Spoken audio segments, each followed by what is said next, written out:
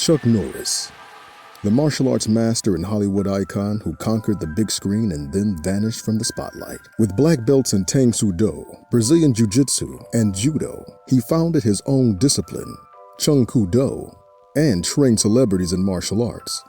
He took on Bruce Lee as the villain in Way of the Dragon and starred in action hits like Breaker Breaker and Good Guys Wear Black. Norris then cemented his status as a TV legend with the hit series Walker, Texas Ranger. But where has he been?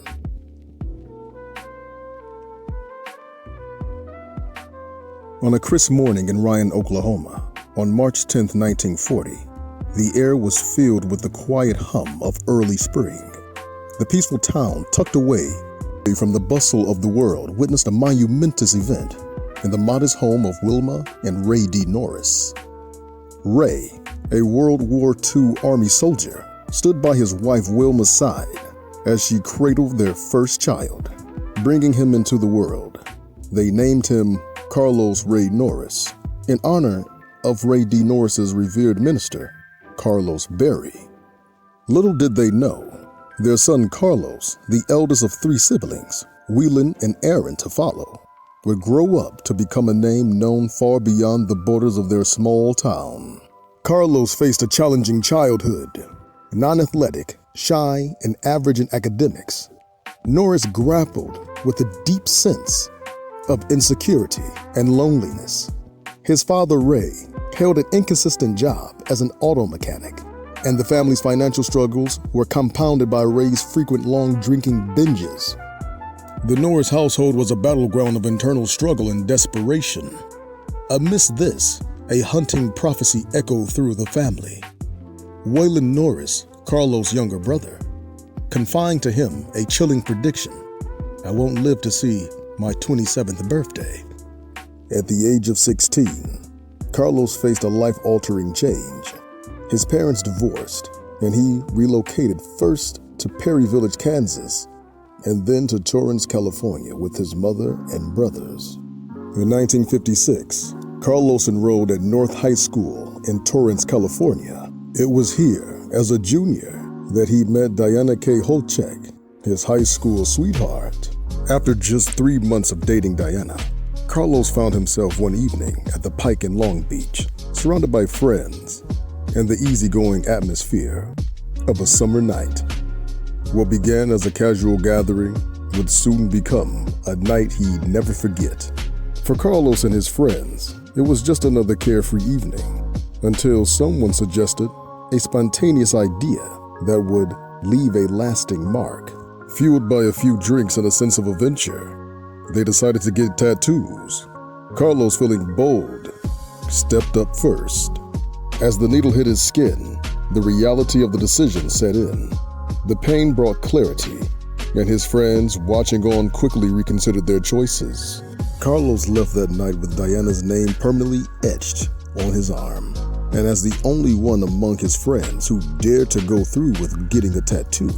In 1958, fresh out of high school, Carlos enlisted in the United States Air Force. Joining as an air policeman, he was soon stationed at Osan Air Base in South Korea. Far from the quiet life he had known, during boot camp, a moment of camaraderie would change his life forever. As Carlos sat with his fellow recruits, one of them, a Hispanic man, struck up a conversation.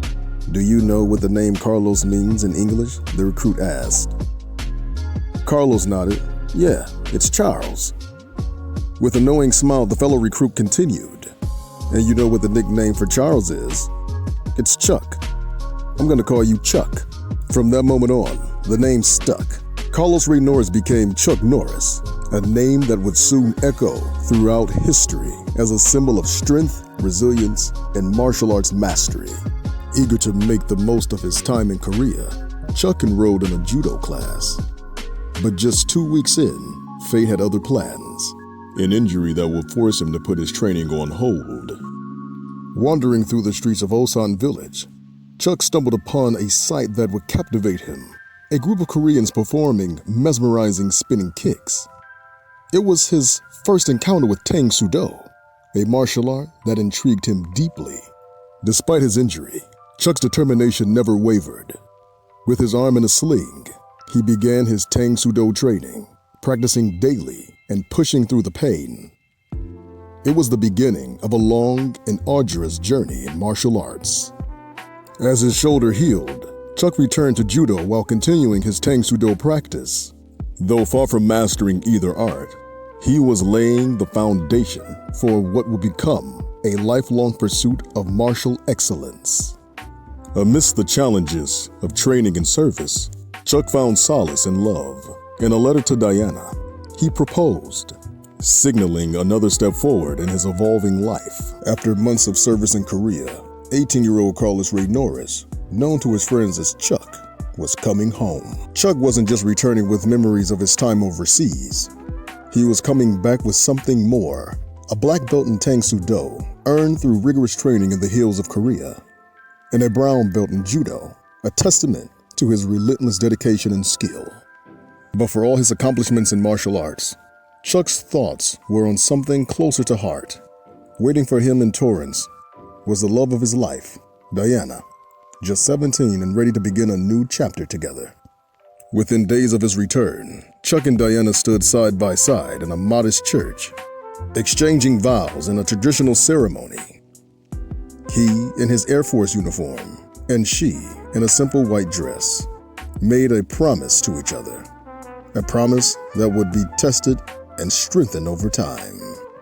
After the ceremony, the young couple escaped to the quiet beauty of Big Bear for a 4-day honeymoon. Here in the shadow of snow-covered mountains and beside a tranquil lake, they found peace and a brief respite before the world would once again call upon Chuck Norris. After returning from Korea in 1962, Chuck Norris was stationed at March Air Force Base in Riverside, California. During this time, he continued his martial arts training. In August 1962, Chuck Norris was discharged from the Air Force with the rank of 1st Airman Class. Following his discharge, he applied to become a police officer in Torrance, California. While waiting for his application to be processed, Chuck continued his martial arts training and began teaching martial arts in his mother's backyard. In this early phase, Chuck's brothers Waylon and Aaron Norris were among his first students. Their backyard training sessions marked the beginning of Chuck's teaching career and laid the groundwork for his future successes. On October 4th, 1962, Chuck and his wife Diana welcomed their first child, Mike Norris. This new chapter in their lives was marked by Chuck's commitment to both his growing family and his burgeoning martial arts career. Under the dim glow of a flickering street lamp in 1963, Chuck Norris waits alone in a car parked by a quiet street. The city hums softly in the background, and his breath fogs up the windshield as he taps his finger on the steering wheel. The car door creaks open, and a shadowy figure slips inside, their face hidden. The atmosphere shifts, charged with an unspoken tension. Little does Chuck know, this brief, mysterious meeting will set the stage for a life-changing turn of events he can't yet see.